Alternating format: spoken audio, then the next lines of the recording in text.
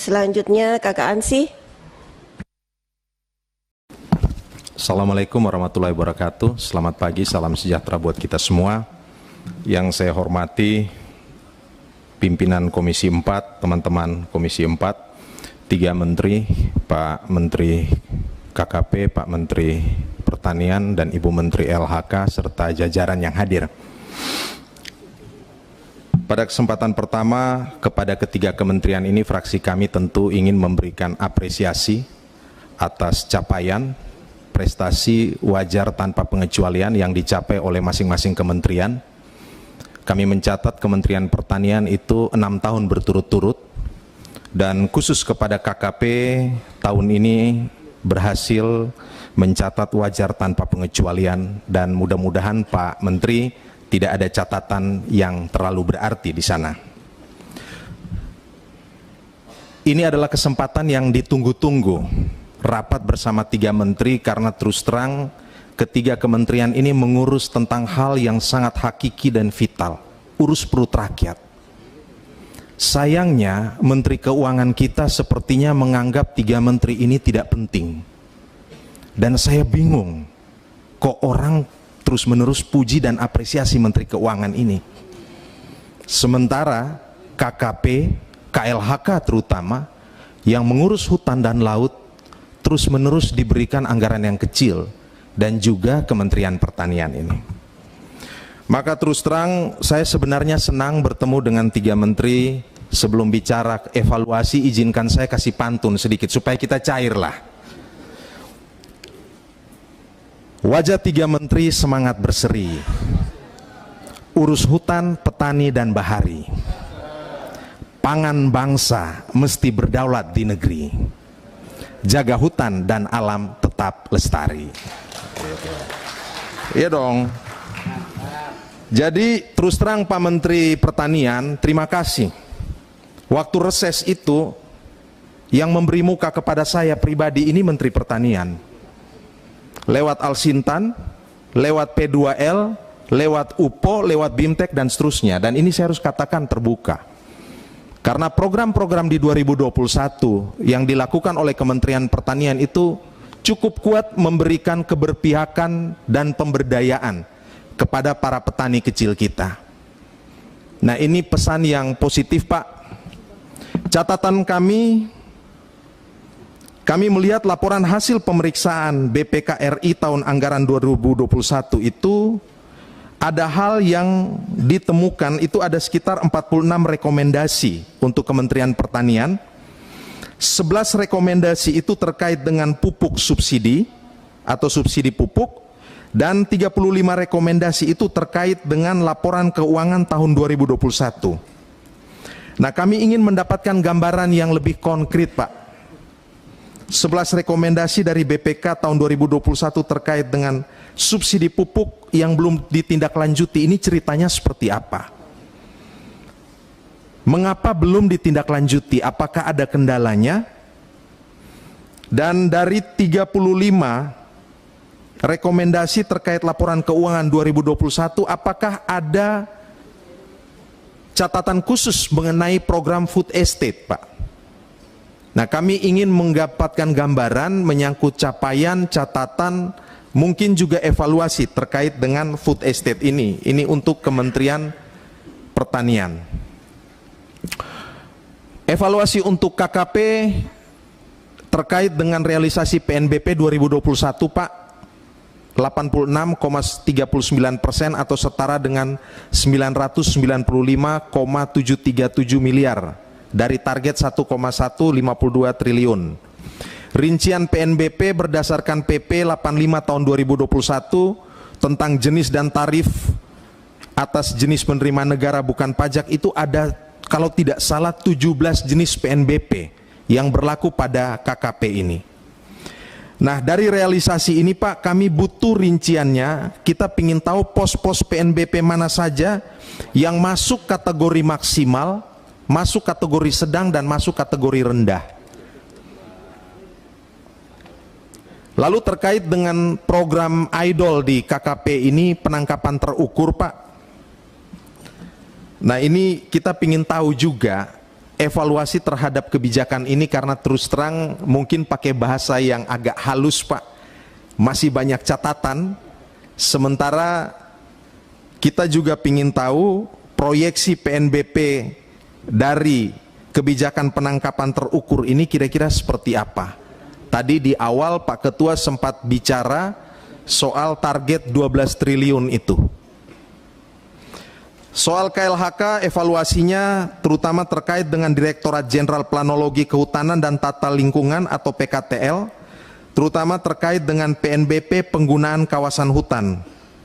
Nah itu disebutkan angkanya 1,126 miliar dan memproses realisasi potensi PNBP PKH itu sebesar 2,374 triliun. Nah kami ingin mendapatkan gambaran yang lebih konkret. Kira-kira demikian saja dari fraksi kami. Terima kasih.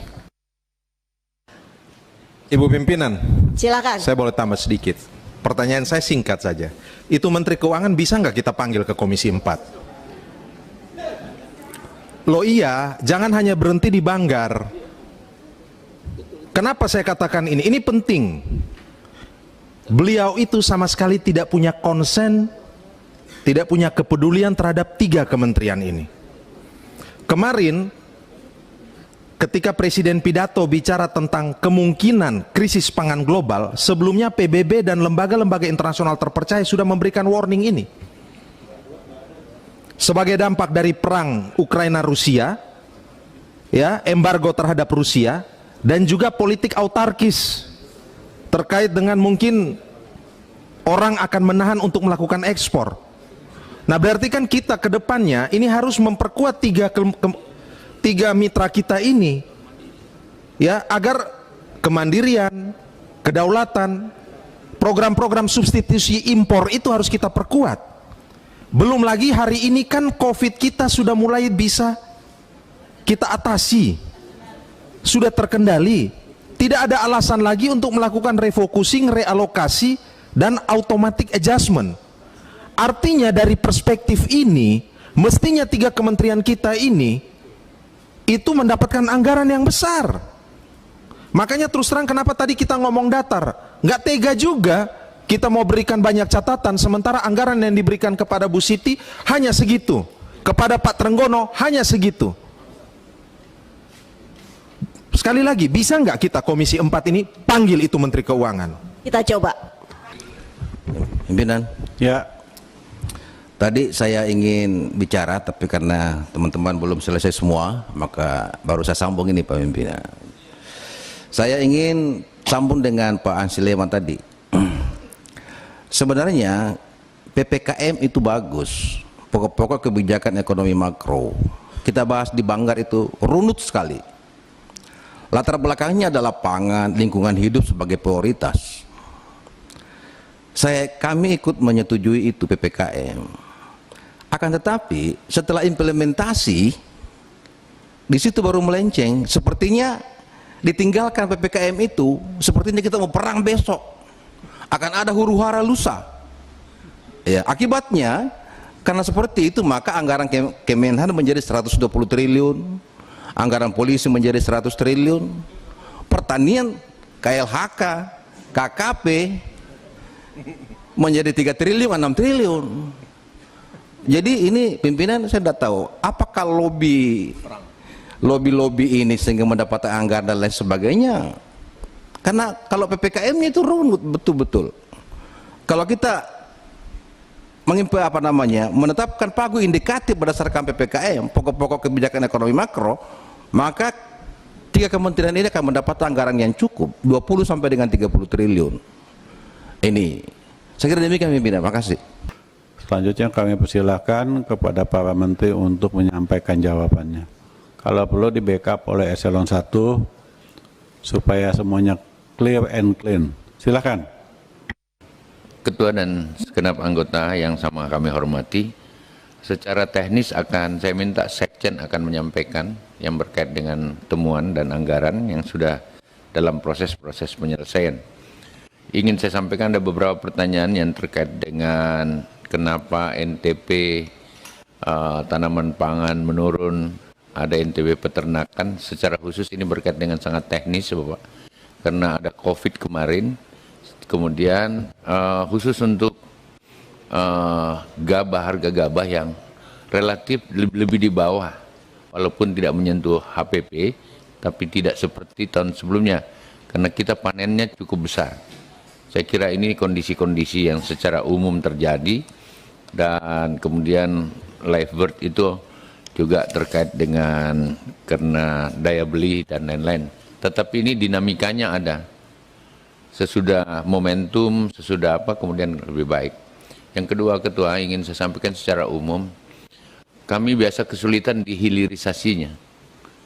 Produksinya sudah bagus, tapi kemudian kami nggak bisa pegang hilirnya seperti apa. Kalau dulu, ya bukan kami ingin setback, tapi yang dulu itu kita punya BUMN yang siap menghandle dan lain-lain. Kita menganjurkan tanam, harusnya memang di hulunya harus ada yang siap membeli, dan seperti itulah. Kita tidak suruh tanam juga susah juga. Dan kalau terjadi dinamika, seperti itulah tantangan-tantangan yang ada. Terima kasih atas segala apresiasi yang ada, kami akan tetap kerja seperti apa yang harusnya Bapak. Ada beberapa temuan kami terus secara intensif dengan BPK mendapatkan asistensi untuk penyelesaian, dan secara prinsip lebih banyak ini tinggal administrasi yang harus kita selesaikan. Namun demikian Sekjen mohon dijelaskan, dirjen yang terkait juga ingin saya sampaikan masalah pupuk, ya seperti itu Ketua. Sebaiknya gimana ya mau terus terang ini, karena pupuk saya kan uangnya nggak di Kementan, ya bukan berarti mau curhat seperti apa, tapi wibawa kita kadang-kadang sulit banget bisa menjelaskan sampai ke bawah seperti itu. Dan tentu saja ini menjadi catatan untuk saya untuk terus berkoordinasi dengan pihak-pihak kementerian lain, dan saya berharap memang masalah pupuk lebih transparan lagi kita lakukan, kita deteksi dari awal sehingga datanya bisa kita selesaikan. Saya persilakan Sekjen secara singkat aja mungkin, karena tentu secara tertulis akan kami selesaikan seluruh. Baik, izin Bapak. Baik, menambahkan apa yang disampaikan Pak Menteri, Pak Ketua, Bapak Ibu sekalian yang kami muliakan. Pertama yang berkait dengan pertumbuhan tadi, Pak Suhardi Duka sampaikan kaitannya dengan NTP yang di bawah 100, Bu Endang, itu tanaman di 2021 tanaman pangan dan peternakan di bawah 100. Alasannya adalah bahwa di tanaman pangan pada saat itu memang produksinya cukup melimpah sehingga harganya turun. Cuman di peternakan ini karena daya beli pada saat pandemik untuk live bird itu menurun sehingga masih ada di bawah 100. Kontributor terbesarnya adalah perkebunan, Bapak. Kemudian yang berkait dengan temuan BPK berkait dengan subsidi pupuk, kami laporkan dari 11 rekomendasi subsidi pupuk sudah kami tindak lanjuti sekarang pada posisi rekonsiliasi ditelaah oleh BPK, Pak. Desember akan selesai. Terima kasih, Pak. Cukup? Cukup, Bapak. Ya, silakan Menteri LHK nanti terakhir Badan Restorasi Gambut. Terima kasih pimpinan yang kami hormati, Ibu dan Bapak anggota yang saya hormati. Pertama saya menyampaikan ucapan terima kasih atas dorongan dan dukungan serta apresiasi kepada kami. Yang kedua, saya mohon izin akan menyampaikan nanti secara tertulis, tetapi beberapa hal perlu kami respon secara langsung. Pertama tentang penyelesaian piutang PNBP, memang pada saat ini sedang terus dilakukan. Ini tadi ditanyakan oleh yang terhormat Bapak Ansi tentang angka yang 2,87 triliun. Di dalam catatan kementerian yang sudah ditangani KPKNL sekarang 1,6. Jadi yang harus diselesaikan oleh KLHK 1,2 triliun. Langkahnya adalah dilakukan penagihan secara intensif kepada wajib bayar. Kemudian penagihan juga kerjasama dengan Kementerian ESDM.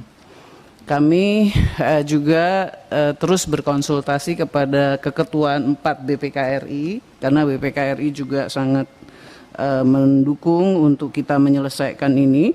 Dan selain dengan ESDM, kita juga sedang memikirkan kalau susah ditagi-tagi dan nggak mau bayar-bayar, kita blok di keuangan aja gitu kira-kira. Kan ada mekanisme yang di Kementerian Keuangan. Nah ini juga sedang dipikirkan. Jadi itu pendekatannya. Baik, terima kasih pimpinan dan seluruh anggota Komisi 4 yang hadir. Dari beberapa kali rapat, dari tadi juga saya merasa bahwa kami bertiga ini mendapat dukungan yang sangat luar biasa, khususnya soal penganggaran. Pada kenyataannya memang yang kami terima sangat minim untuk luasan wilayah yang begitu besar. Namun demikian kita tidak boleh mengeluh, apapun yang dilakukan kita harus lakukan semaksimal mungkin yang bisa kita lakukan. Pak Ansi Lema, ada beberapa hal soal PNBP, karena ini juga satu ukuran atau indikator pencapaian dari PNBP itu adalah cash basis yang bisa dilakukan oleh kementerian. Dengan anggaran 6,1 2021 itu cuma 5,4 kurang lebih. Lalu PNBP-nya berapa? Kalau kita lihat memang dari 2020 ada kenaikan sedikit Pak, tapi belum maksimal.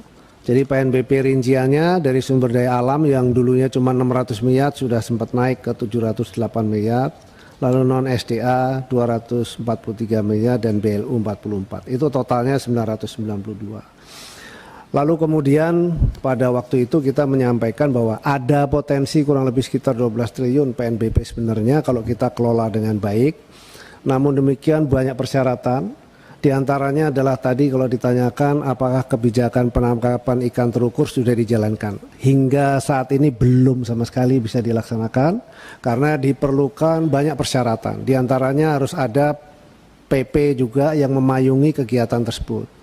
Dan bisa dipastikan seluruh infrastruktur yaitu satelit pengawas, lalu seluruh kapal yang akan diizinkan untuk menangkap di wilayah itu, karena tujuan kita pertumbuhan ekonomi di wilayah sana itu tumbuh. Dan kemudian yang berikutnya hasil dari itu bisa digunakan juga untuk kepentingan masyarakat nelayan setempat bisa lebih sejahtera.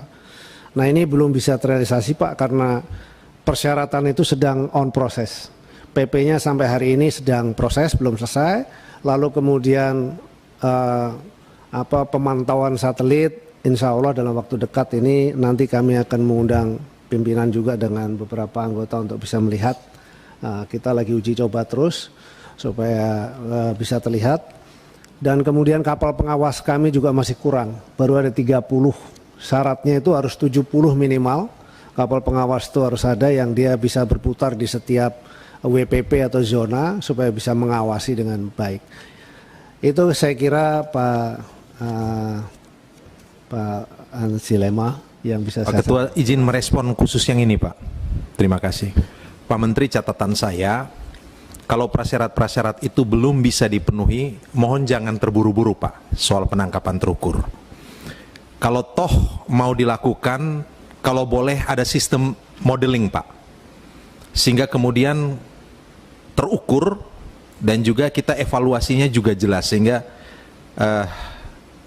daripada sekalian semua dilakukan secara generik begitu Pak, jangan sampai nanti tidak kepegang pelaksanaannya di lapangan. Terima kasih. Jadi pada dasarnya pimpinan nanti bisa didetailkan oleh Pak Dirjen Tangkap. Pada dasarnya negara memang tidak boleh ada kontrak. Jadi untuk itu kemudian nomenklaturnya diganti menjadi izin khusus, begitu. Beda sama tadi itu? Ya beda. Kalau beda? Kontrak itu negara tidak boleh kontrak. Oh begitu? Iya, jadi dengan izin khusus, jadi diberikan waktu tertentu, itu dengan jumlah kuota yang diajukan. Ya sudah cukup Pak Menteri penjelasannya. Ya. Terima kasih Pak Ketua. Pak Menteri, soal perikanan kebijakan perikanan terukur ini saya ingat saya sejak awal mengambil posisi kritis Pak. Dan kalau tadi saya ngomong bahwa ada modeling, bukan berarti saya sudah terima Pak. Kebijakan seperti ini pernah diterapkan oleh Indonesia dalam kerjasama dengan Jepang, ada namanya Banda Sea Agreement, diterapkan tahun 68 sampai 80. Singkat kata kesimpulannya pada saat itu kita dirugikan. Karena itu hati-hati, saya ingatkan ke teman-teman Komisi 4 terhadap konsep ini. Ini belum konsep yang final karena menurut saya perlu kita kritisi. Terima kasih Pak. Saya tidak ingin mendalami di sini karena ini ada rapat 3 menteri. Lebih baik kita bahas pada forum yang lebih spesifik Pak. Terima kasih. Nanti